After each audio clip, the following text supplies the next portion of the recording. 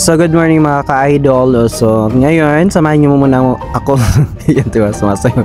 Samahan niyo muna ako mga ka-idol magbukas ng tindahan and then magsasagot tayo ng ating mga katanungan doon sa mga nagpi-PM po sa akin kung paano kaagad ako umabot ng 30k followers. So bali ang ginawa ko lang mga ka-idol ay nag-upload tayo, nakikisabay tayo sa mga trending na video. Kaso nga lang mga ka-idol is very delikado po talaga yung ginagawa.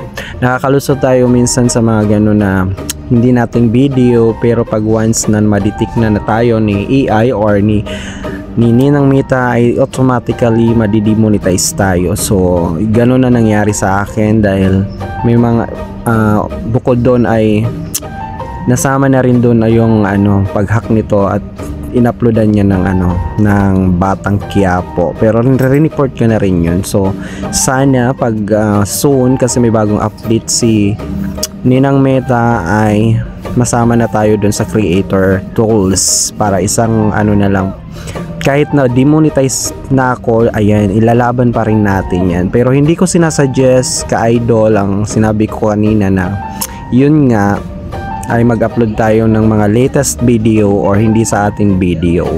So sana nasagot ko na ang iyong katanungan mga ka-idol. So ayan, ingat-ingat lang po sa pag-upload ng hindi sa atin original na video. So happy Friday mga ka-idol. Maraming salamat. Hanggang dito na lang. Bye-bye!